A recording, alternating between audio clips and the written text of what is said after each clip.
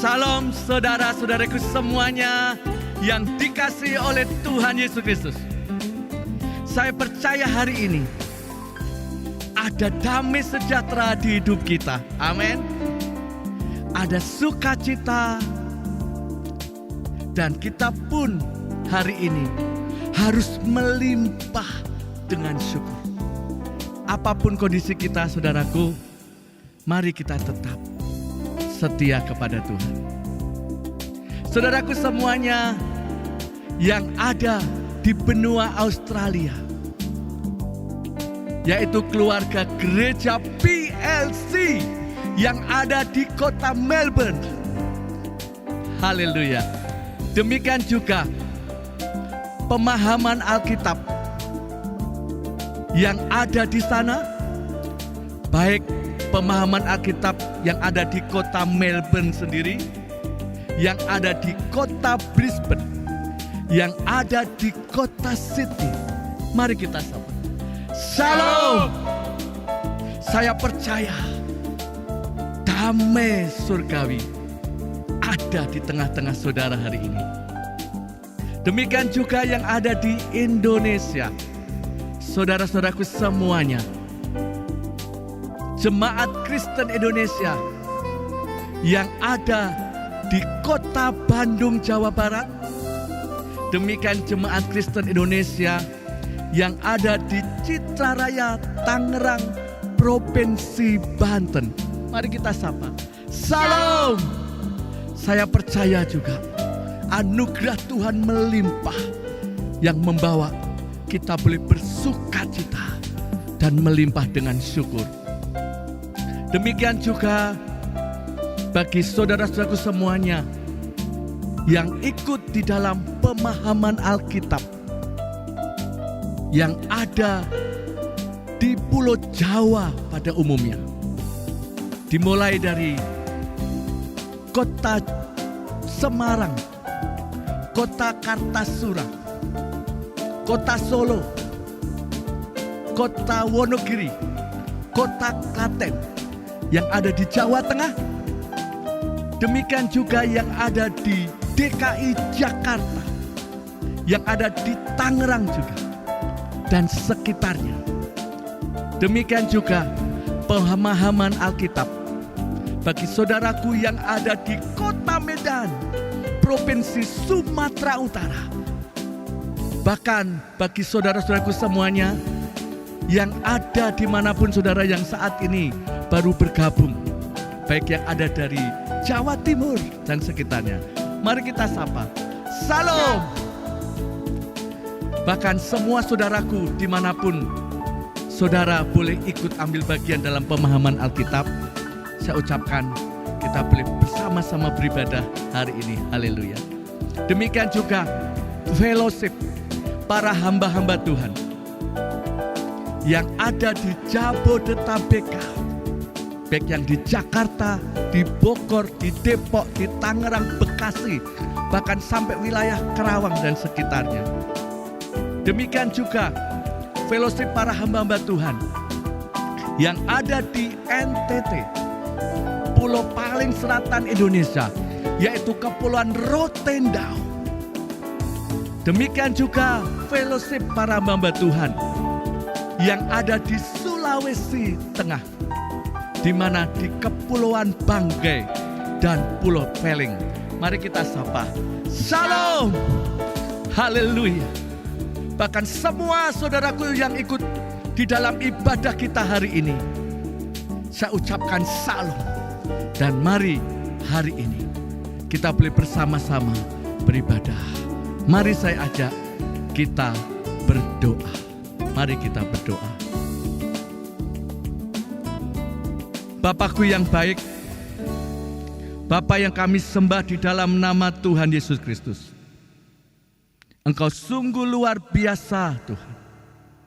Tuhan, hari ini kami datang karena kami mengasihi-Mu. Karena kami perlu Engkau. Kami mau lebih lagi mengenal Engkau Tuhan. Sebab Engkau sumber segala-galanya. Oleh karena itu siapapun hari ini yang ikut ibadah, baik melalui siaran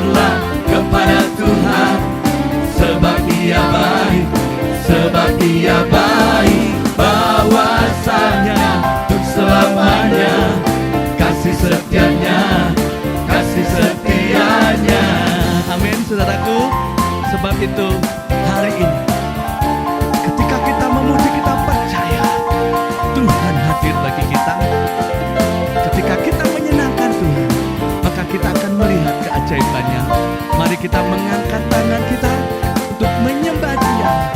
Mari nyatakan sekali lagi, tanganku ku angkat padamu. Oh, oh.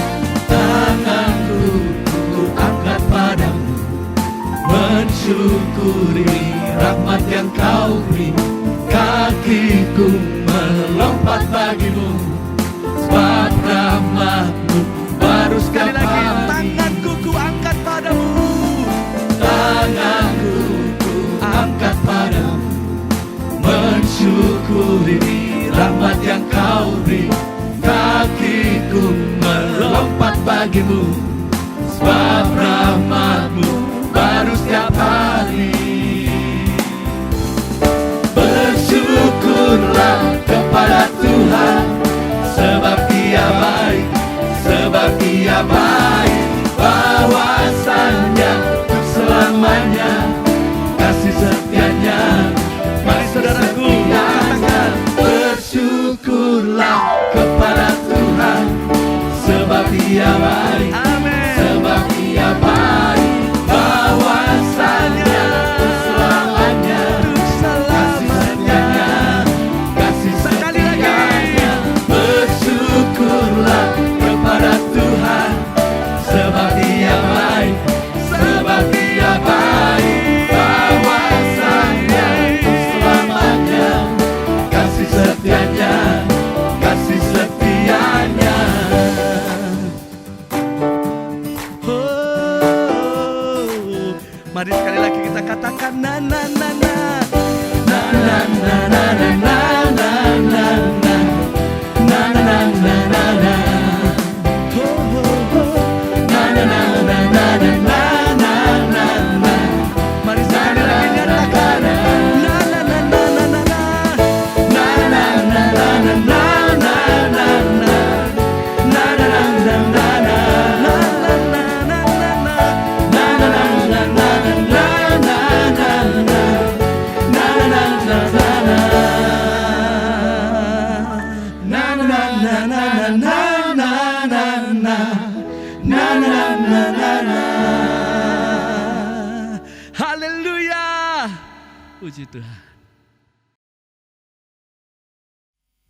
Haleluya saudaraku. Mari saja kita sekali lagi bersyukur kepada Tuhan, bersuka cita, bersorak-sorai, karena Tuhan kita sungguh amat baik. Mari rasakan, sebab kasih setianya tak berkesudahan.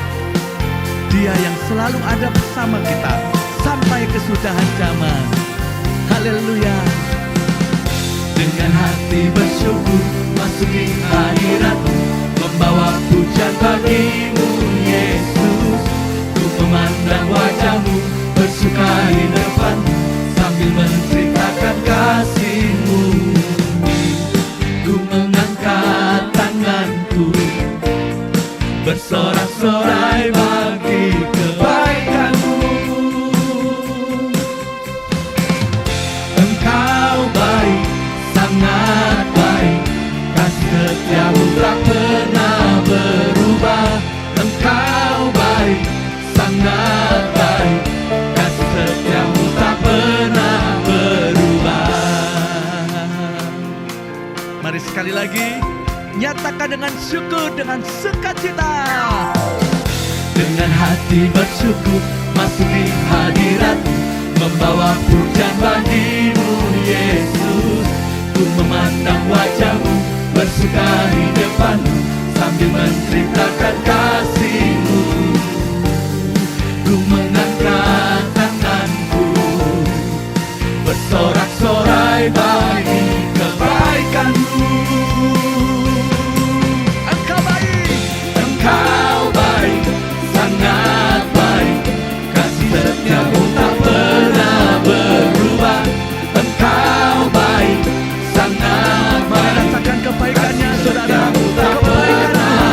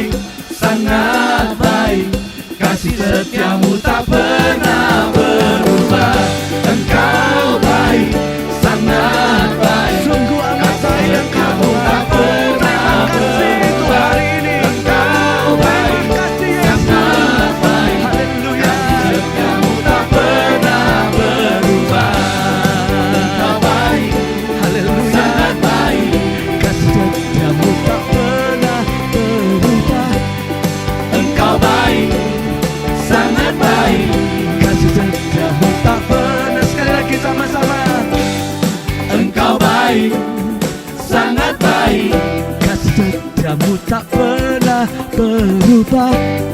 Engkau baik, sangat baik, kasih setiamu tak pernah berubah. Kemuliaan bagi Tuhan, haleluya. Amin, amin, amin. Haleluya saudaraku, kalau kita sudah memuji, bersorak-sorai bagi Tuhan, dan saatnya saya ajak kita kembali menyembah Tuhan. Kita merendahkan diri di hadapan Tuhan, fokus di dalam hadirat-Nya untuk kita mencari wajah-Nya. Apapun yang kita hadapi hari ini, mari datang ke Tuhan, mari hampiri Tuhan, sebab di dalam Dia ada segalanya. Mari kita menyembah Dia, menyembah Dia.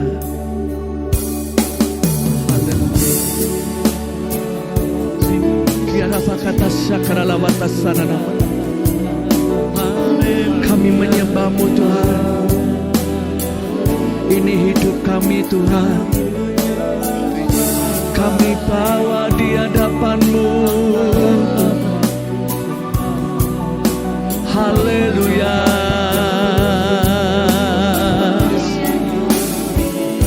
Tuhan, kami bawa keletihan kami, kelesuan kami. Kami bawa ketakutan kami, kebimbangan kami, bahkan hidup kami, segalanya Tuhan.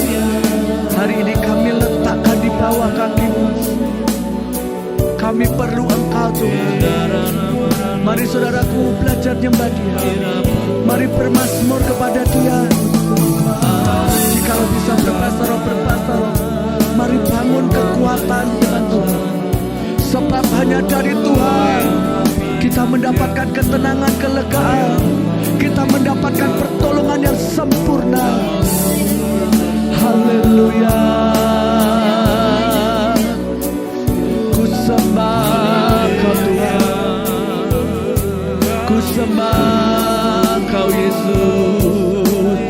Kami memuji-Mu, kami menyembah Engkau. Pertolongan-Mu sempurna. Haleluya.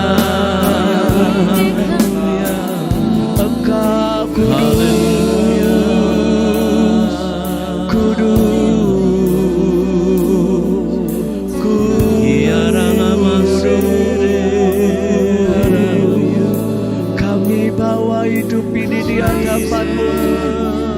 Sekarang Kau jamah kami, baharui kami, pulihkan setiap kami.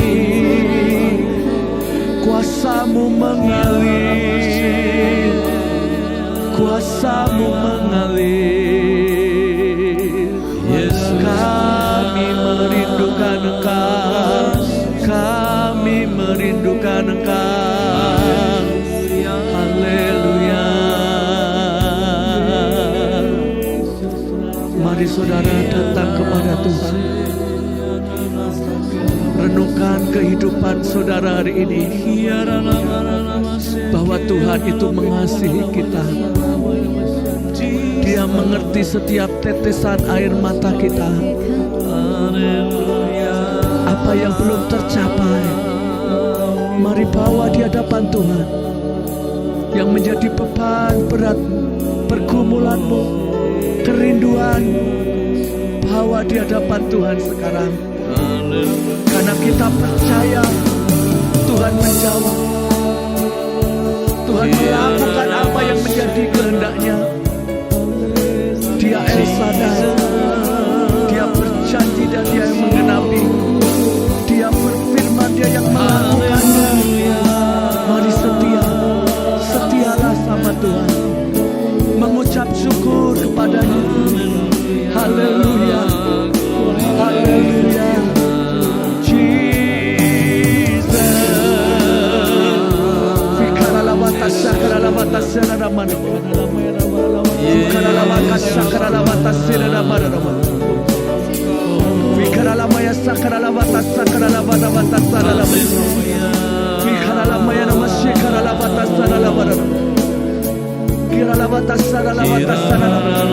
Biar Kau membawa kami dengan api pujian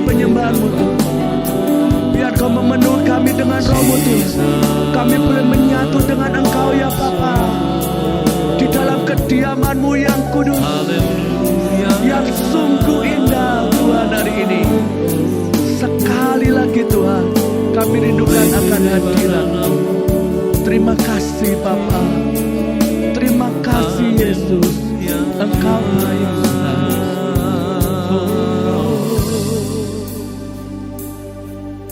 Mari nyatakan, Engkau Bapa yang mengasihi kami.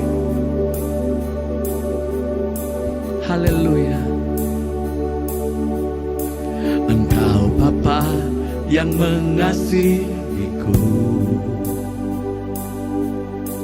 tak kau pandang bentuk dan rupaku. Engkau mengasihiku dengan sepenuh hati, tak pernah sama seperti dunia ini. Engkau Bapa yang mengajariku melewati badai langit biru. Kau yang buatku terbang bagaikan raja wali, mengatasi segala pencobaan. Kau Bapa-Ku yang baik, mengerti bahasa tetesan air mata, tak kau biarkan ku berjalan sendirian, sebab kau Bapa-Ku yang baik.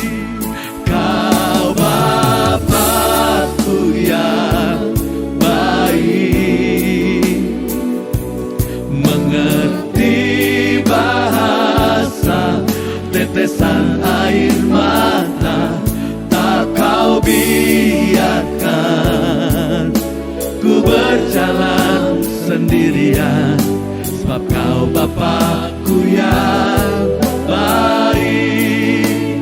Engkau sungguh baik. Percayalah saudara, kita sanggup melewati semua. Engkau Bapa yang mengasihiku, tak kau pandang bentuk dan rupaku. Engkau mengasihiku dengan sepenuh hati, tak pernah sama seperti dunia ini. Engkau Bapa yang mengajar, Dia yang berkata, Engkau yang meletih lesu berbeban berat, mari datang kepadaku karena Tuhan akan membawa kita terbang bagai Raja Wali, bagaikan Raja Wali, mengatasi segala pencobaan,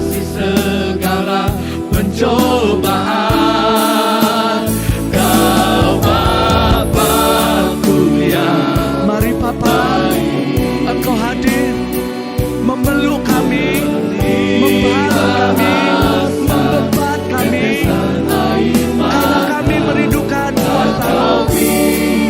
Kami perlu kehadiran-Mu hari ini. Tuhan, ini kami sekali lagi nyatakan, Kau Bapa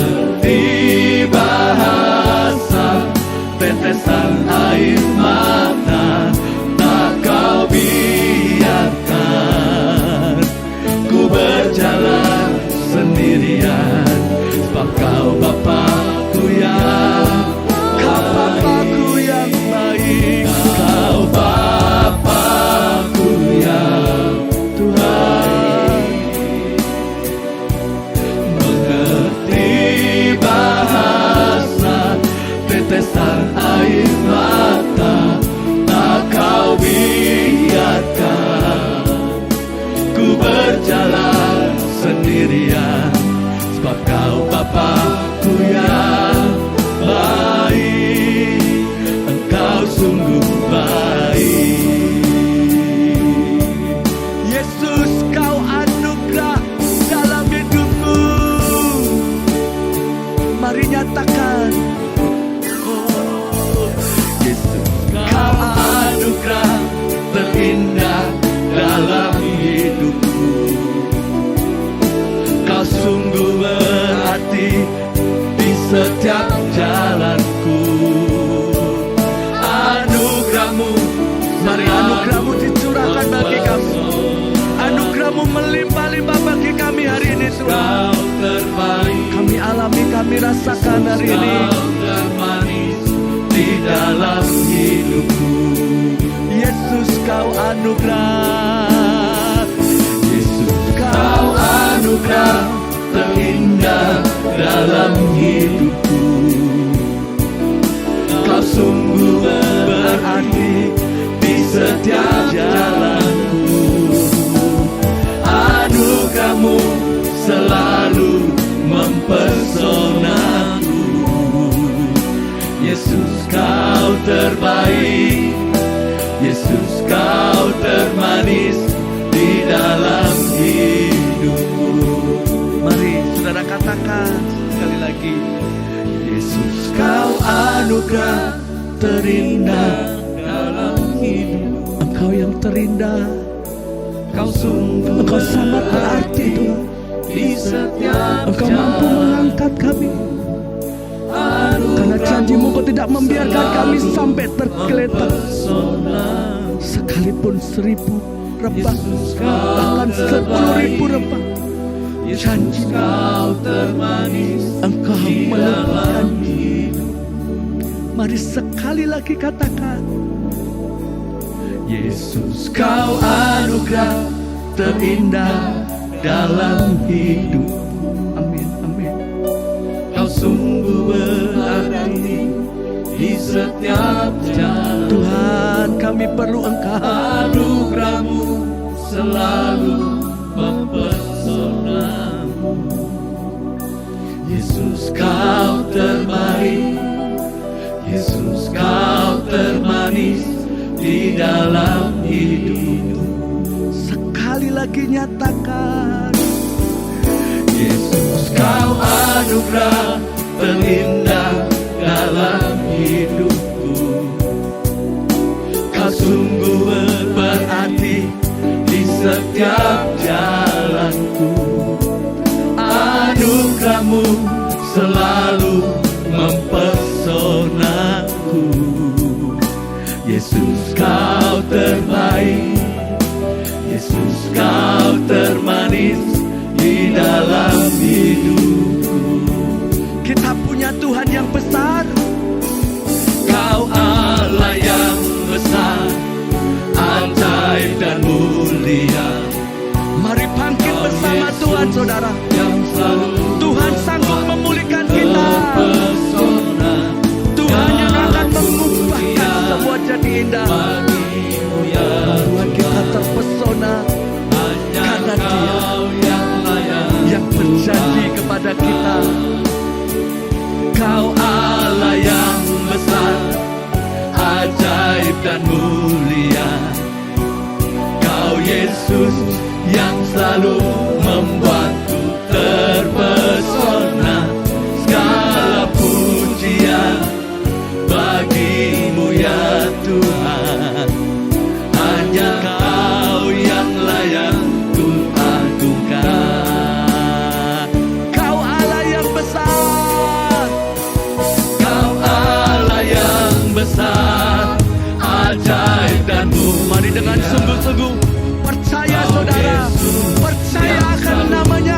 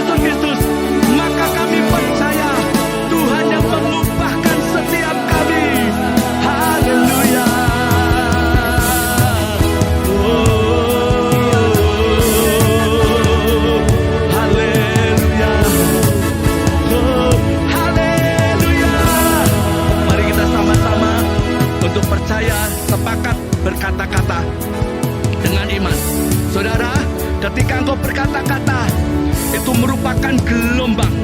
Sebab firman-Nya berkata, kalau kita mau berkata-kata, roh iman itu muncul dan membawa kita menyatu dengan Bapa, Putra, dan Roh Kudus. Menyatu dengan Roh Kudus, maka ada gelombang supranatural yang menembus batas, menghancurkan kutuk, menghancurkan semua apapun yang bukan dari Tuhan. Maka hari ini, mari bersama-sama menyatakan dengan iman. 2, 3. Dalam nama Tuhan Yesus, aku berdiri atas firman Tuhan.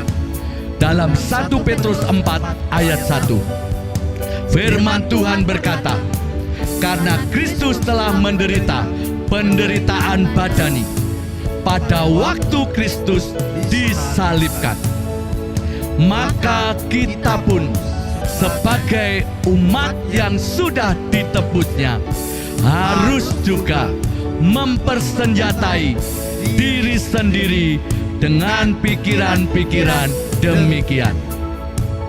Kita selalu mengingat bahwa kita semua yang telah dibaptis dalam Kristus telah dibaptis dalam kematiannya. Kita juga yang telah dikuburkan bersama-sama dengan Kristus oleh baptisan dalam kematian tersebut. Kita sama seperti Kristus, yaitu telah dibangkitkan dari antara orang mati oleh kemuliaan Bapa. Maka kita juga ikut dibangkitkan dan beroleh hidup yang baru. Hidup kita yang baru ini bukan kelanjutan dari hidup kita yang lama.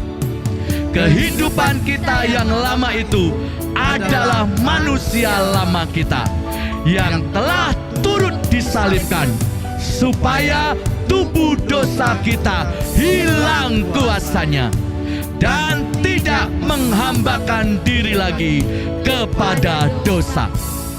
Sebab siapa yang telah mati, yaitu manusia lama kita, bebas dari dosa. Kita yang telah mati dengan Kristus, kita percaya bahwa kita akan hidup juga dengan Kristus. Kita sama seperti Kristus sesudah bangkit dari orang mati. Tidak mati lagi. Maut, kecelakaan, kemusnahan, kebinasaan, kegagalan, kebangkrutan, ketidakberdayaan tidak berkuasa lagi atas Kristus dan atas kita. Selanjutnya, firman Tuhan berjanji, barang siapa termasuk kita yang telah menderita penderitaan badani, telah berhenti berbuat dosa, maka semua kutuk-kutuk, kegagalan-kegagalan, jalan buntu, nasib buruk tidak menguasai kita. Dalam nama Tuhan Yesus Kristus. Amin. Amin.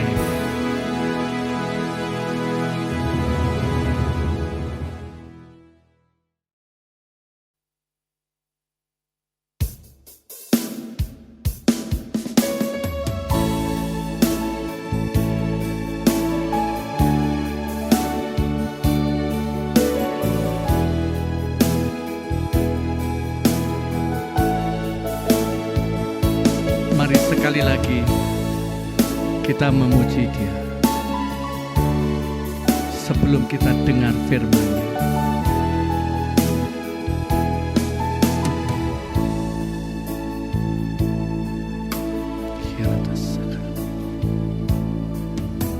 Di hadapan hadirat-Mu ya Bapa, ku datang dengan penuh kerinduan. Di hadapan hadirat-Mu ya Bapa,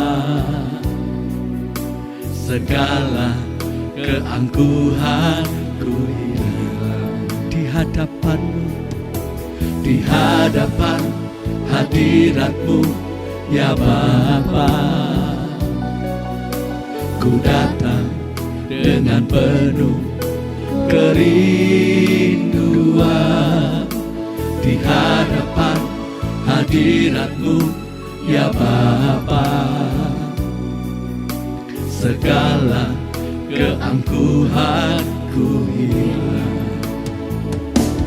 ku sembah Kau ya Bapa, ku sembah Kau ya Tuhan, ku tinggikan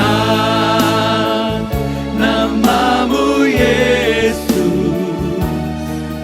Dalam hidupku selalu ku sembah Kau, ku sembah Kau ya Bapa, ku sembah Kau ya Tuhan, ku tinggikan nama-Mu Yesus. Dalam hidupku, mari dalam sikap menyembah, ku sembah Kau ya Bapa, ku sembah Kau ya Tuhan, ku tinggikan nama-Mu Yesus. Dalam hidupku selalu, dalam hidupku selalu, dalam hidupku selalu.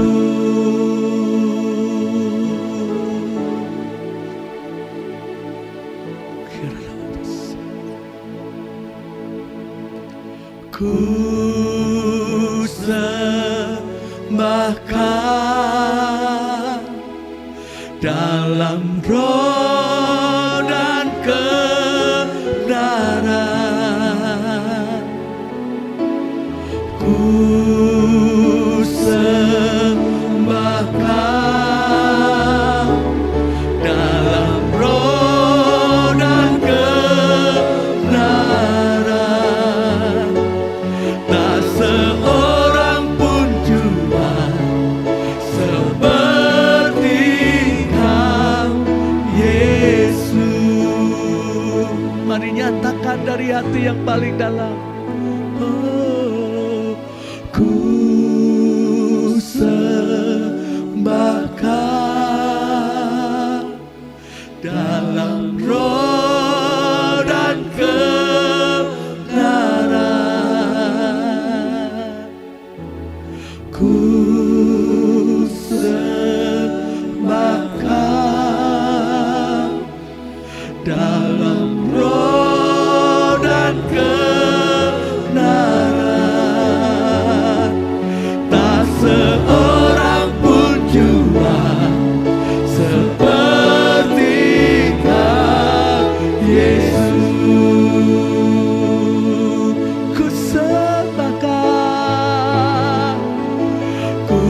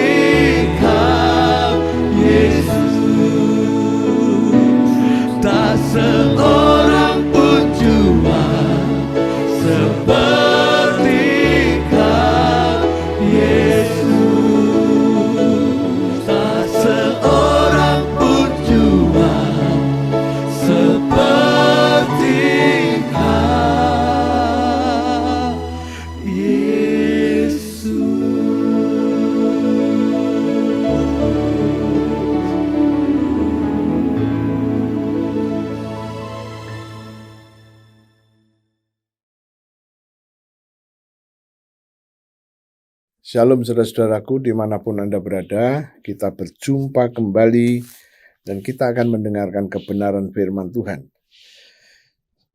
Untuk itu saya akan ajak Anda untuk berdoa terlebih dahulu. Terima kasih Tuhan, kami boleh hadir di setiap rumah-rumah anak-anak-Mu. Dan Tuhanku, kami menyatakan dengan iman bahwa kami sudah menerima pewahyuan-Mu, hikmat-Mu, dan pengertian-Mu yang membuat setiap kami mengerti firman-Mu dengan baik dan benar. Dan darah Yesus ada pada setiap kami, juga pada setiap jemaat yang mendengarkan kebenaran ini. Dan kami nyatakan dengan iman kami, mulai hari ini tidak boleh ada tulah yang menguasai kami. Terima kasih Tuhan, ini adalah iman kami dan kami percaya itu diwujudkan dalam hidup kami. Demi nama Yesus kami berdoa. Haleluya. Amin. Ya, saudara-saudaraku, kita akan membaca Kisah Rasul pasal 12 sampai ayat 1 sampai 19 dan saya memberikan judulnya Realita Kehidupan Jemaat Mula-mula. Kita akan membaca Kisah Rasul 12 ayat 1 sampai 19. Firman Tuhan berkata begini, kira-kira pada waktu itu Raja Herodes mulai bertindak dengan keras terhadap beberapa orang dari jemaat. Ayat 2, ia menyuruh membunuh Yakobus, saudara Yohanes, dengan pedang. Ayat 3, ketika ia melihat bahwa hal itu menyenangkan hati orang Yahudi, ia melanjutkan perbuatannya itu dan menyuruh menahan Petrus. Waktu itu hari raya roti tidak beragi, berarti dekat-dekat dengan Paskah. 4, setelah Petrus ditangkap, Herodes menyuruh memenjarakannya di bawah penjagaan 4 regu. Masing-masing terdiri dari 4 prajurit. Maksudnya ialah supaya sehabis Paskah ia menghadapkannya ke depan orang banyak. Demikianlah Petrus ditahan di dalam penjara, tetapi jemaat dengan tekun mendoakannya kepada Allah. Ayat 6, pada malam sebelum Herodes hendak menghadapkan Petrus tadi kepada orang banyak, Petrus tidur di antara 2 orang prajurit, terbelenggu dengan 2 rantai. Selain itu, prajurit-prajurit pengawal sedang berkawal di muka pintu. 7. Tiba-tiba berdirilah seorang malaikat Tuhan dekat Petrus dan cahaya bersinar dalam ruang itu. Malaikat itu menepuk Petrus untuk membangunkannya. Katanya, bangunlah segera. Maka gugurlah rantai itu dari tangan Petrus. Ayat 8. Lalu kata malaikat itu kepadanya, ikatlah pinggangmu dan kenakanlah sepatumu. Ia pun berbuat demikian. Lalu malaikat itu berkata kepadanya, kenakanlah jubahmu dan ikutlah aku. Ayat 9. Lalu ia mengikuti malaikat itu keluar dan ia tidak tahu bahwa apa yang dilakukan malaikat itu sungguh-sungguh terjadi. Sangkanya ia melihat suatu penglihatan. 10. Setelah mereka melalui tempat kawal pertama dan tempat kawal kedua, sampailah mereka ke pintu gerbang besi yang menuju ke kota. Pintu itu terbuka dengan sendirinya bagi mereka. Sesudah tiba di luar, Mereka berjalan sampai ke ujung jalan. Dan tiba-tiba malaikat itu meninggalkan dia. Stop dulu. Ya, karena ayatnya terlampau panjang, saya akan menceritakan dulu ini. Tadi dikatakan di dalam ayat yang pertama, kira-kira pada waktu itu Raja Herodes mulai bertindak dengan keras terhadap beberapa orang dari jemaat. Herodes, kita ketemu setiap kali membaca perjanjian baru ketemu nama Herodes. Waktu Yesus mau lahir di Bethlehem, kita juga ketemu Herodes. Pertanyaannya, apakah Herodes ini sama semua? No. Itu sebabnya kita harus mempelajarinya. Jadi pada waktu kelahiran Yesus, Herodes yang disebut itu adalah Herodes Agung. Nah, Herodes Agung ini berjumpa dengan orang Majus. Orang Majus bertanya, apakah di istana ini ada lahir seorang anak? Dikatakan tidak. Orang Majus berkata, aku melihat bintangnya. Bintang orang besar yang akan lahir ini. Ya.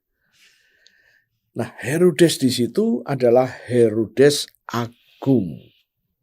Kemudian semenjak orang Majus tadi minta izin untuk menyembah, diizinkan oleh Herodes dengan catatan setelah menyembah raja itu mereka harus kembali kepada Herodes. Ya, Herodes berkata bahwa dia pun ingin menyembahnya. Padahal itu suatu taktik saja. Nah, singkat cerita, keluar dari istana Herodes, dia melihat bintang itu kembali. Diikuti bintang itu sampai ke Bethlehem, dan disitulah orang Majus berjumpa dengan bayi Yesus. Nah, setelah berjumpa dengan bayi Yesus, mereka beristirahat. Dalam mimpi mereka diingatkan supaya pulang mencari jalan lain dan jangan kembali kepada Herodes. Itulah Herodes Agung. Kemudian Yusuf dalam tidurnya dia bermimpi diperintahkan oleh malaikat Tuhan supaya membawa Yesus pergi ke Mesir sampai nanti akan diberitahukan. Singkat cerita, Yusuf mengajak Maria dan mengajak bayi Yesus pergi ke Mesir. Kira-kira di Mesir sampai umur 12 tahun. Barulah mereka kembali. Kenapa kembali? Karena di dalam mimpinya diberitahu bahwa Herodes yang akan membunuh Yesus sudah mati. Berarti Herodes Agung sudah mati.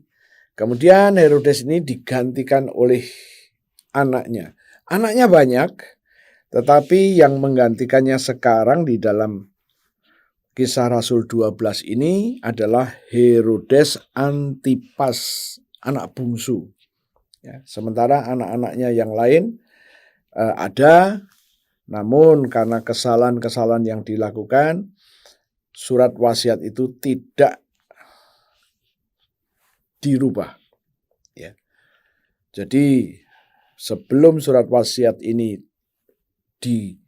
diteguhkan, dikeluarkan, orang-orang yang ada di dalam surat wasiat itu terus dipelajari karakternya. Dan ternyata anak pertama, kedua, ketiga semua tidak bisa, barulah anak bungsunya yang disebut Herodes Antipas. Nah, waktu Herodes Agung, dia mempunyai prestasi yang buruk. Dia membunuh anak-anak umur 2 tahun ke bawah. Sampai hari ini di Bethlehem tempat itu sudah diketemukan. Yaitu banyak sekali tengkorak-tengkorak anak-anak kecil. Bagaimana dengan Herodes Antipas? Apakah dia mewakili hal yang sama? Ya. Herodes Antipas membunuh Yohanes Pembaptis dan membunuh Yesus. Jadi Herodes Antipas inilah Nanti kita akan ketemu dengan Herodes yang lain, dan pertanyaannya, siapakah Herodes ini? Ternyata Herodes itu dari Samaria. Apakah dia keturunan dari 10 suku Israel yang ada di Samaria? Apakah orang Samaria yang tinggal di lingkup istana 10 suku itu? Ya. Menurut catatan, dia ada keturunan Yahudi, tapi tidak langsung. Kemungkinan cikal bakal Herodes Agung ini, ya, karena 10 suku bangsa yang ada di Israel Utara itu, mereka kawin campur dengan orang-orang asli di situ. Orang-orang Palestina asli, ya. Kalau hari ini Palestina yang sekarang menurut apa yang saya baca tidak asli. Contoh, Yasser Arafat itu bukan orang Palestina tapi orang Mesir, ya, menurut buku yang saya baca. Kemudian penggantinya sekarang pun sama, bukan orang Palestina. It's okay, biarkan itu saja. Yang penting kita sekarang ngerti, Herodes ini asal muasal dari Samaria. Dan Samaria ini ada orang-orang Yahudi yang kawin campur dengan orang-orang asli di Samaria itu, ya. Tetapi paling tidak ada jalurnya. Dan orang-orang Herodes ini ingin mengambil hati dari orang-orang Yahudi. Contoh, Herodes pernah membangun Bait Allah. Yang kedua, Herodes pernah membangun Gua Mahpela, yaitu di atas Gua Mahpela dia membangun bangunan yang cukup besar, yaitu kuburan daripada Abraham, Ishak, dan Yakub. Itu Gua Mahpela, di bawahnya dan di atasnya dibangun bangunannya cukup besar. Ya. Nah, kita kembali lagi di dalam ayat yang pertama tadi disebutkan kira-kira pada waktu itu Raja Herodes mulai bertindak dengan keras terhadap beberapa orang dari jemaat. Jadi Herodes ini bukan Herodes yang sama pada waktu Yesus lahir, tapi anaknya Herodes. Ya. Dan kita lihat tadi di sini Herodes mulai bertindak dengan keras terhadap beberapa orang jemaat. Ya. Beberapa orang jemaat, ingat, bukan semua jemaat. Ayat yang kedua dikatakan, Herodes Antipas ini menyuruh membunuh Yakobus, saudara Yohanes. Anda ingat bahwa beberapa kali Yesus berdoa, Yesus meninggalkan kelompok besar, 12 waktu itu, masih 12. Waktu di Taman Getsemani itu kurang satu, yaitu Herodes, berarti tinggal 11. Kemudian Yesus mengambil 3 orang. Petrus, Yohanes, Yakobus. Diajak berdoa. Kemudian pada waktu ke gunung yang tinggi, Yesus mau dimuliakan, Yesus mengajak 3 nih, Petrus, Yohanes, Yakobus. Nah, ini di sini kita melihat bahwa Herodes Antipas, dia membunuh Yakobus, saudara Yohanes. Jadi 3 murid yang sangat dekat sama Yesus, sekarang tinggal 2. Tinggal Petrus dan Yohanes. Oke, saya ulang baca. Herodes Antipas menyuruh membunuh Yakobus, saudara Yohanes, dengan pedang. Wow. Kemudian ayat yang ketiga, ketika ia melihat bahwa hal itu menyenangkan hati orang Yahudi, ia melanjutkan perbuatannya itu dan menyuruh menahan Petrus. Nah, dari sini tidak ada kesalahan yang Petrus lakukan. tapi demi menyenangkan orang Yahudi. Waktu itu hari raya roti tidak beragi. 4. Setelah Petrus ditangkap, Herodes menyuruh memenjarakannya di bawah penjagaan 4 regu. Bayangkan, 4 regu. Dan setiap regu ada 4. Berarti 16 pasukan. Yang 2 orang ikut di dalam penjaranya Petrus. Yang 2 lagi ada di depan pintu terkunci. Kemudian yang berikutnya, pintu yang kedua, ada 4 lagi. Wow.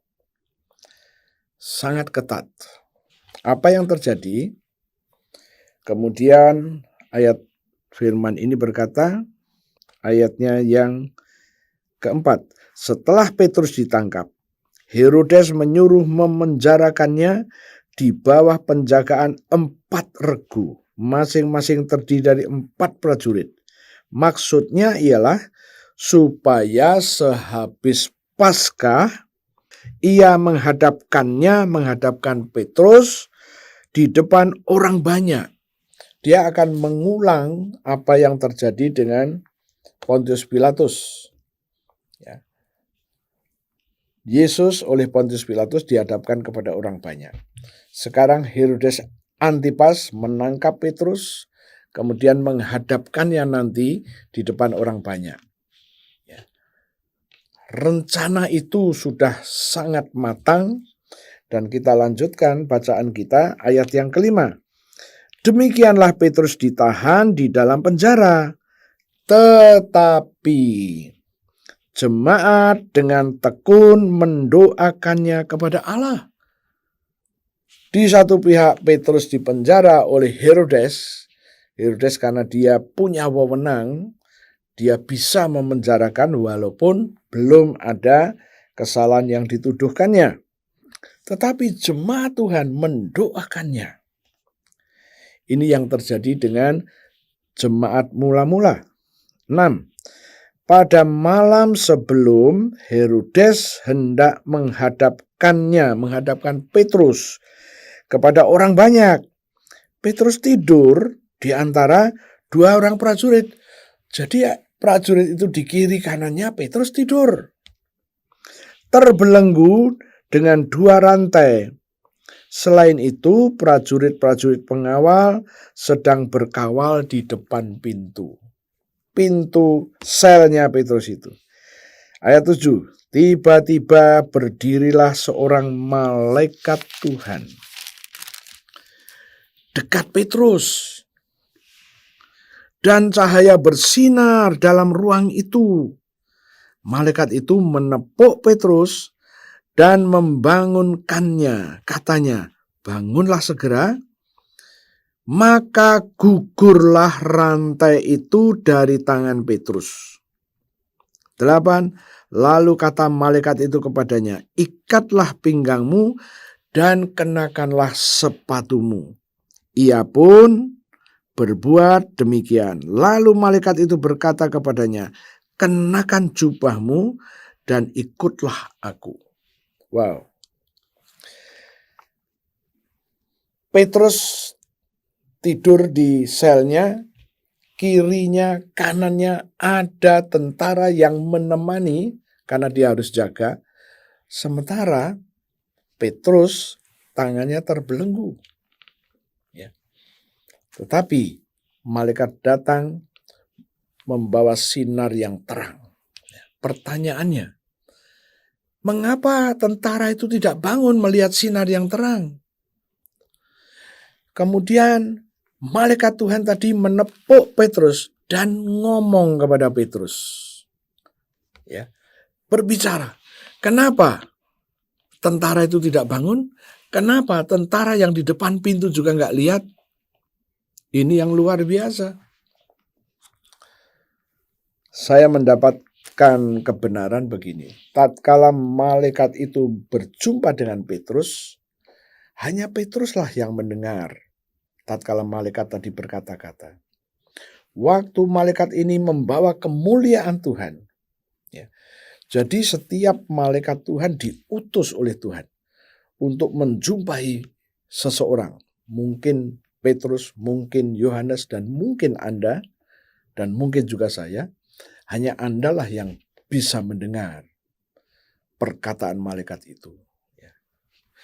Oke, lanjut lagi yuk. 8.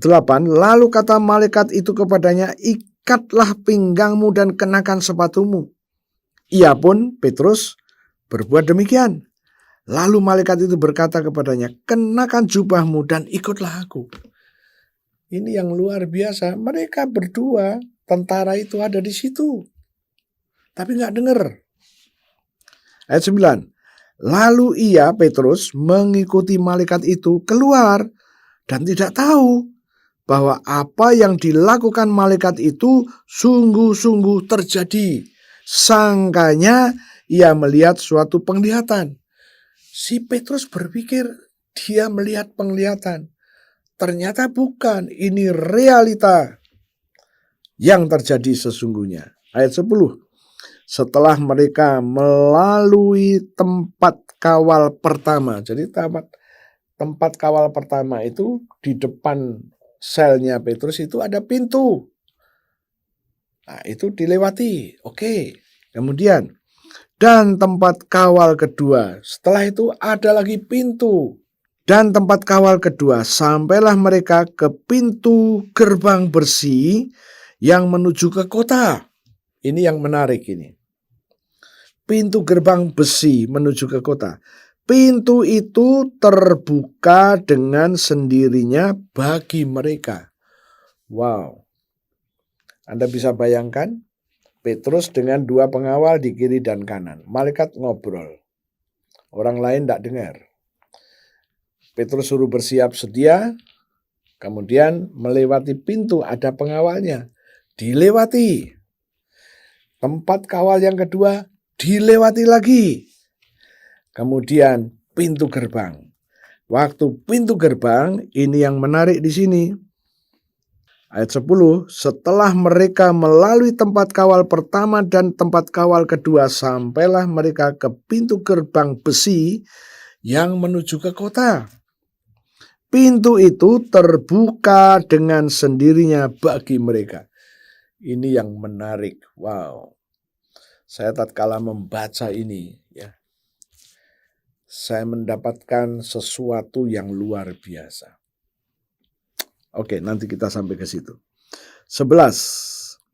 Dan setelah sadar akan dirinya, Petrus berkata, sekarang taulah aku benar-benar bahwa Tuhan telah menyuruh malaikatnya dan menyelamatkan aku dari tangan Herodes dan dari segala sesuatu yang diharapkan orang Yahudi. Apa yang diharapkan orang Yahudi? Kematian Petrus. Anda bisa melihat kisah Rasul sebelum ini bahwa Petrus, Yohanes, dan Yakobus sangat aktif. Mereka mendemonstrasikan kuasa terjadi. Namun orang Yahudi marah di dalam hatinya. Gurunya sudah kita bunuh, sekarang muridnya menjadi penggantinya. Inilah yang sesungguhnya terjadi. Oke, lanjut lagi yuk. Ayat 11, dan setelah sadar akan dirinya, Petrus berkata, sekarang taulah aku benar-benar bahwa Tuhan telah menyuruh malaikatnya dan menyelamatkan aku dari tangan Herodes dan dari segala sesuatu yang diharapkan orang Yahudi. Petrus berkata, sekarang aku tahu Tuhan benar-benar telah menyuruh malaikatnya dan menyelamatkan aku. Wow, ayat 12. Dan setelah berpikir sebentar, pergilah ia ke rumah Maria, ibu Yohanes, yang disebut juga Markus. Ke rumah Maria, ibu Yohanes, yang disebut juga Markus. Di situ banyak orang berkumpul dan berdoa. Di rumah ibu Yohanes. Maria, ibu Yohanes. Anda pasti ingat waktu Yesus disalibkan, Dan dia melihat Yohanes di situ. Dia melihat Maria, ibu yang melahirkan Yesus. Dia berkata, "Ibu, dia Yohanes anakmu. Yohanes, dia ibumu." Pada waktu itulah Yesus menyerahkan pemeliharaan Maria, ibu yang melahirkan Yesus, menghadirkan Yesus ke muka bumi. Yohanes dan Maria. Oke, Petrus pergi ke rumah Maria, ibu Yohanes. 11. Dan setelah sadar akan dirinya, Petrus berkata, "Sekarang taulah aku benar-benar bahwa Tuhan telah menyuruh malaikatnya dan menyelamatkan aku dari tangan Herodes dan dari segala sesuatu yang diharapkan." 12. Dan setelah berpikir sebentar, pergilah ia ke rumah Maria, ibu Yohanes yang disebut juga Markus. Di situ banyak orang berkumpul dan berdoa. Tadi dikatakan Petrus tidur, kiri kanan ada tentara. Jadi waktu penyelamatan Petrus dari penjara ini malam hari. Dan malam hari itu juga murid-murid sedang berkumpul di rumah Maria, sedang berdoa. Wow.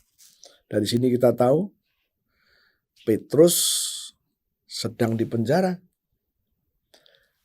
Murid-murid Yesus yang lain sedang berdoa di rumah Maria. Petrus mengalami pembebasan dan Petrus langsung menuju ke sana. Kok langsung menuju sana? Ya, dia tahu ini hari apa? Oh, ada doa di sana. 13. Dan ketika ia mengetuk pintu gerbang, datanglah seorang hamba perempuan bernama Rode untuk mengetahui siapa yang mengetuk itu. 14.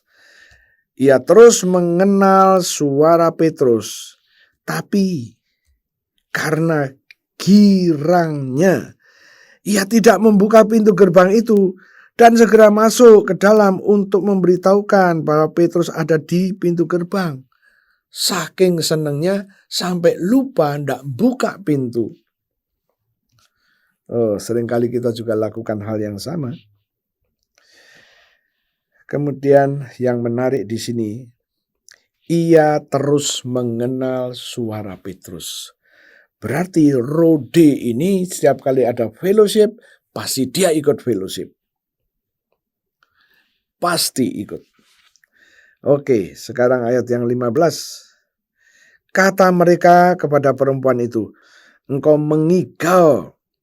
Karena murid-murid yang lain tahu Petrus ditangkap oleh Herodes, dimasukkan di penjara, tidak bisa dia keluar dari sana. Maka dia mengatakan, "Engkau mengigau." Akan tetapi ia tetap mengatakannya. Rode ini tetap ngomong bahwa benar-benar Petrus.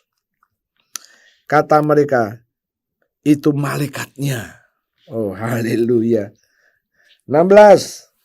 Tetapi Petrus terus menerus mengetuk, dan ketika mereka membuka pintu dan melihat dia, mereka tercengang-cengang.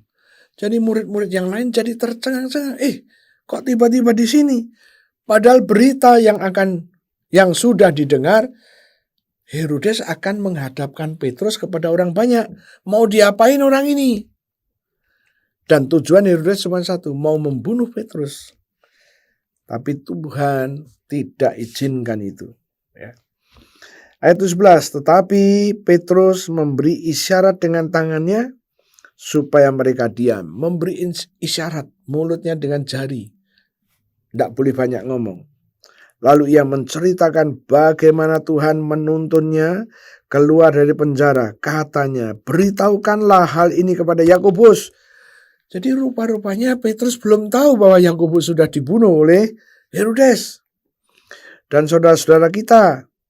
Lalu ia keluar dan pergi ke tempat lain. Nah, Petrus tahu bahwa Herodes yang ini sangat kejam karena dia tidak segan-segan membunuh murid-murid Yesus untuk menyukakan hati orang-orang Yahudi. Maka mereka pergi. Malam itu juga tidak tunggu-tunggu. Mereka pergi, menyingkir. 18. Pada keesokan harinya gemparlah prajurit-prajurit itu. Mereka bertanya-tanya, apakah yang telah terjadi dengan Petrus? Gempar. Kunci masih disimpan. Tetapi kenapa Petrus bisa keluar? 19. Herodes menyuruh mencari Petrus, tetapi ia tidak menemukan. Anda harus tahu bahwa Herodes adalah sebagai raja, dia punya otoritas, ada batasnya. Ya. Ingat waktu Pontius Pilatus ada di Yerusalem, kemudian Herodes itu menjadi raja di daerah Tiberias sana, masing-masing mempunyai garis demarkasi. Pontius Pilatus sampai di daerah sini, Herodes sampai di daerah sini. Jadi Herodes tidak bisa nyebrang ke tempat kekuasaannya Pontius Pilatus. Begitu juga dengan Pontius Pilatus, tidak bisa nyebrang. Nah, firman Tuhan berkata, Herodes menyuruh mencari Petrus, tetapi ia tidak ditemukan. Lalu Herodes menyuruh memeriksa pengawal-pengawal itu dan membunuh mereka. Kemudian ia, Petrus, berangkat dari Yudea ke Kaisaria dan tinggal di situ. Ya. Anda ingat Kaisaria? Ya. Di situ ada sinagog. Yesus pernah bertanya kepada murid-muridnya, menurut kamu siapa aku? Tempat ini sangat berkesan bagi murid-murid Yesus. Bukan cuma murid Yesus, beberapa kali saya pergi ke Holy Land, saya selalu menyempatkan pergi ke tempat di mana Petrus mengucapkan, Tuhan, Engkau adalah Mesias, Engkau adalah anak Allah yang hidup. Dan ingat, Yesus juga ngomong, jemaat yang aku bentuk tidak boleh dikuasai oleh alam maut. Dan kunci-kunci kerajaan aku berikan kepadanya. Saya sangat senang setiap kali saya deklarasi di sana. Saya mendeklarasikan apa yang saya percaya. Saya ajak jemaat-jemaat yang pergi ke Holy Land, pergi ke tempat ini. Tidak semua rombongan itu mendapatkan atau mencari tempat-tempat yang sangat bermanfaat bagi iman. Ya. Bagi saya, setiap kali saya pergi ke Holy Land, saya selalu mencari tempat-tempat itu. Di situ apa yang terjadi saya deklarasikan. Dimanapun saya deklarasikan supaya iman ini bertumbuh dan kuat. Ya, Petrus pergi dari Yudea ke Kaisaria. Kaisaria sudah bukan wilayahnya Herodes lagi. Bukan.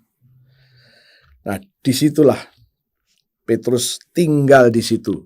Ya, paling tidak sampai Herodes Antipas ini mengurungkan waktunya, ya, niatannya itu. Nah, dari sini kita sudah mendapatkan satu gambaran. Sejak awal jemaat Tuhan dicoba untuk dianiaya. Tetapi Tuhan Yesus melakukan sesuatu. Sekarang pertanyaannya adalah, bagaimana kita sebagai jemaat Tuhan ini, kita mengalami seperti yang dialami oleh jemaat mula-mula ini. Realita kehidupan jemaat mula-mula. Ini luar biasa. Ya. Dan kalau kita mau, kita bisa mempelajarinya. Tuhan Yesus menginginkan Anda dan saya menjadi pelaku-pelaku mujizat.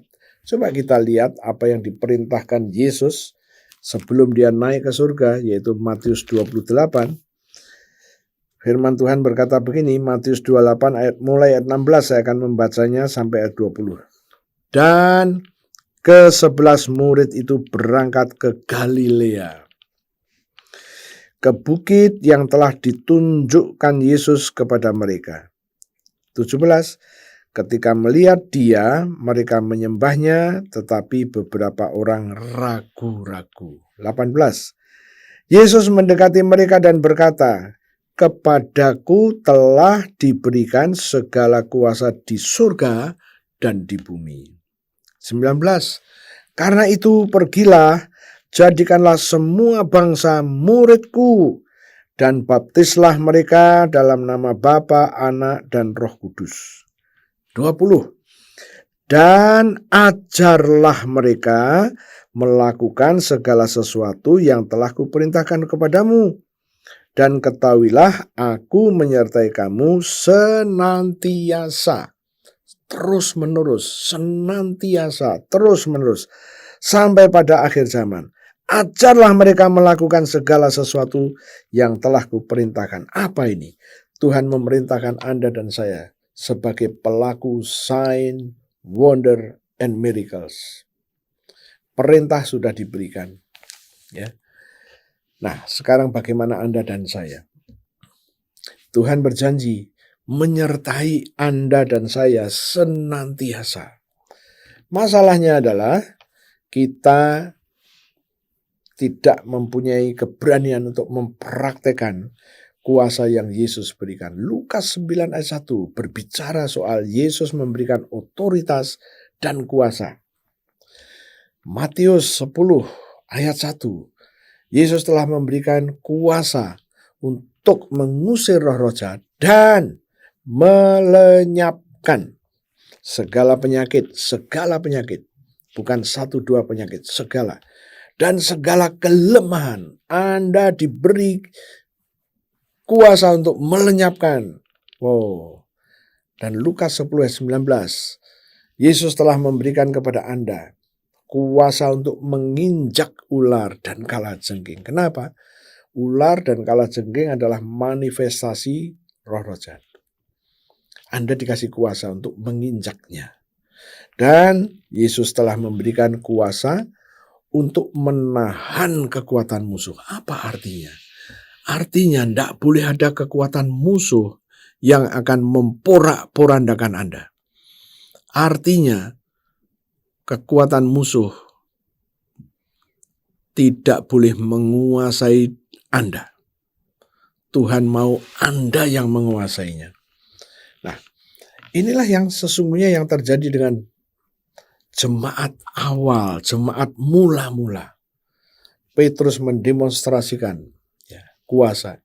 Nanti Yohanes, dia dibuang ke Pulau Patmos. Tapi selama di Pulau Patmos, dia terus berkomunikasi dengan Tuhan. Kenapa dibuang ke Pulau Patmos?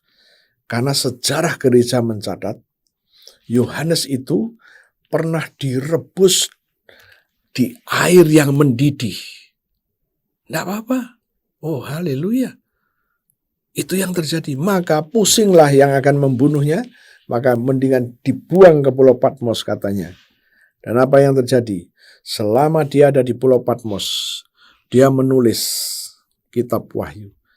Sebagian surat 1 Yohanes ditulisnya di Pulau Patmos. Nah, sekarang kita mulai nangkep dan mulai ngerti. Sampai hari ini, perkataan yang Yesus katakan itu tidak pernah ditarik kembali. Tidak pernah dibatalkan. Bagaimana dengan Anda?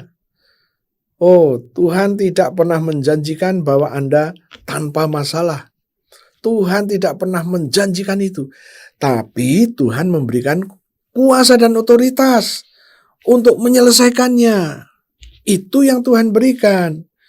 Seringkali umat Kristen salah di dalam nangkep. Ya, wah, kalau aku menjadi murid Yesus, kalau aku bisa terus dekat dengan Yesus, masalah tidak bisa menguasai. Bukan itu. Masalah boleh datang, tapi Yesus memberikan jalan keluarnya. Ini yang harus kita tahu. Nah, saya berharap hari ini akan memberikan satu wawasan yang baru. wawasan yang telah Tuhan berikan kepada Anda dan saya, wawasan yang luar biasa ini. Kita harus mempraktekannya. Terimalah kuasa yang telah Yesus berikan. Kuasa dan otoritas itu diberikan oleh Yesus kepada Anda. Nah, sekarang saatnya Anda mulai mempraktekkan. Tadi kita melihat malam hari itu Petrus tidur, dikawal oleh 2 tentara. Malaikat datang, Petrus ditepuk, diajak pergi. Dan tadi yang menarik adalah tatkala malaikat datang dan mengajak Petrus pergi, tiba-tiba rantainya lepas. Wow. Dan biasanya kedua tangan dirantai, kedua kaki juga dirantai. Lepas. Ini yang menarik. Bagaimana pengalaman iman yang dialami Petrus, Yohanes, dan teman-temannya bisa terjadi dalam hidup kita? Jawabannya bisa. Masalahnya adalah tergantung apa yang kita katakan. Kunci-kunci kerajaan surga telah diberikan kepada Anda dan saya. Ya, saya berharap ini akan memberikan satu dorongan lagi. Ya, membuat iman Anda lebih lagi. Tuhan mau Anda dan saya mengerti semua yang dijanjikan itu. Tutup Alkitabmu, saya akan berdoa dan saya mau ajak Anda masuk dalam perjamuan kudus.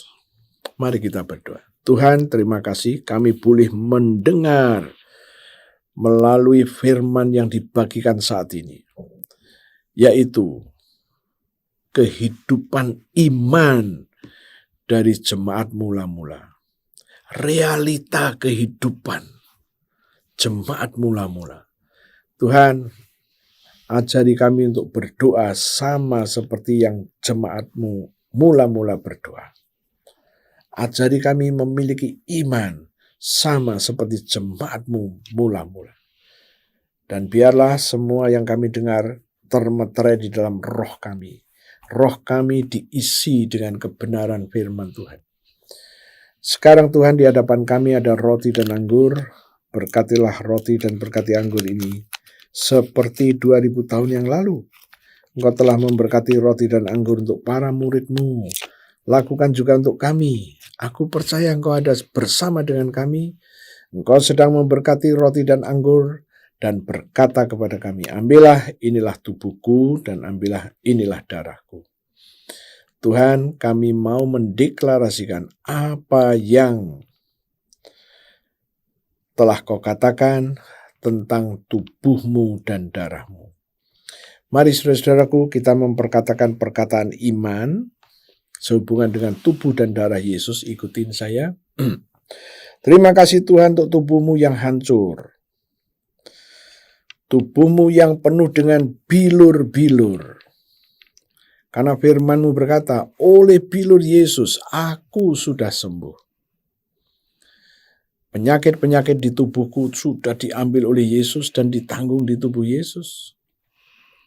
Kesengsaraanku, kegagalanku, kelemahanku, nasib burukku, jalan buntu yang menguasai aku, seret rezekiku, sudah diambil oleh Yesus dan ditanggung di tubuh Yesus sampai membentuk bilur-bilur. Aku percaya, aku terima sekarang korban tubuh Yesus yang penuh dengan bilur. Mari kita makan dalam nama Yesus.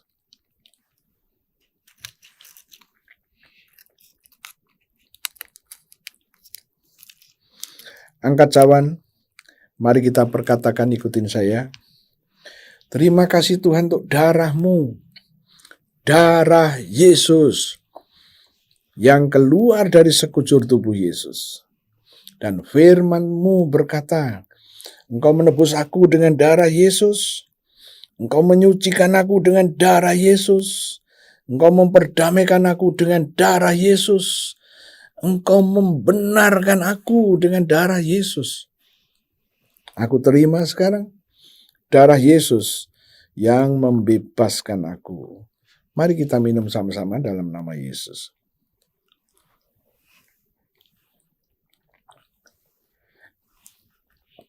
Terima kasih Tuhan. Aku baru saja makan daging-Mu dan minum darah-Mu. Firman-Mu berkata, Engkau memberikan hidup-Mu, hidup kekal itu kepada kami. Demi nama Yesus, kami terima hidup kekal itu. Hidup kekal-Mu menyatu dengan hidup kami. Dan Engkau berjanji, di dalam hidup kekal, tidak ada kebinasaan, tidak ada alam maut, tidak ada kecelakaan, tidak dikuasai masalah, tidak dikuasai penyakit, tidak dikuasai kebangkrutan, tidak dikuasai kemiskinan. Ini adalah iman kami dan kami percaya. Apa yang kami percaya terjadi dalam hidup kami. Tuhan, kami setuju. Apa yang Kau janjikan ini terjadi dalam hidup kami. Sekarang Tuhan, kami berdiri atas Galatia 6 ayat 17. Firman-Mu berkata bahwa pada tubuh kami ada tanda-tanda milik-Mu, yaitu darah penebusan-Mu. Darah penebusan-Mu ada pada tubuh kami. Maka kami percaya dan kami melangkah. Darah penebusan-Mu ada pada kami. Dan Engkau berjanji, tidak boleh ada orang-orang yang akan menyusahkan kami, yang akan mencelakai kami. Itu firman-Mu, kami pegang janji itu. Dan lihatlah ada tanda milik-Mu pada tubuh kami. Terima kasih Tuhan, kami percaya. Saudara-saudara, kita akan lanjut berdoa untuk doa syafaat. Kita akan berdoa untuk bangsa dan negara kita, Indonesia. Tuhan, kami lanjut berdoa untuk bangsa dan negara kami. Saat ini Presiden kami sedang berkunjung ke Ukraina dan Rusia. Tuhan, melalui mulut bibirnya, Engkau sampaikan firman-Mu, Tuhanku. Supaya mereka boleh berdamai dan mereka tidak malu mundur. Karena mereka diminta oleh Presiden Republik Indonesia supaya jangan membuat kesusahan orang lain. Dan aku berdoa untuk Vladimir Putin dan Zelensky supaya mereka dapat mengerti dan menyetujuinya sehingga pendamaian ini terjadi, disetujui oleh kedua belah pihak. Dan kami percaya Tuhanku, mulai sekarang biarlah dunia boleh melihat Presiden kami adalah orang yang dipakai oleh Tuhan sendiri. Terima kasih Tuhan, dan kami juga terus berdoa supaya Presiden kami boleh menyelesaikan masa tugasnya dan mempercepat perekonomian.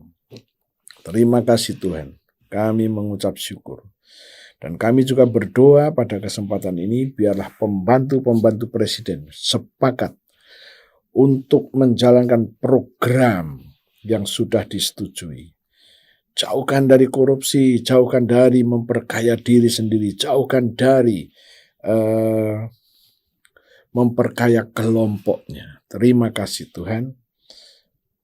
Biarlah malaikat-malaikat Tuhan terus mengingatkan para pemimpin kami itu. Dan jauhkanlah negara kami dari kelompok-kelompok yang ingin menghancurkan negara ini. Jauhkan Tuhanku, ikut campur tanganlah. Kami percaya, kami mengucap syukur, kami boleh menjadi pendoa syafaat bagi bangsa dan negara kami. Tuhan, kami sudah selesai dengan kebaktian ini. Saudara-saudaraku, berdirilah, angkat kedua tanganmu, aku mau berdoa untukmu.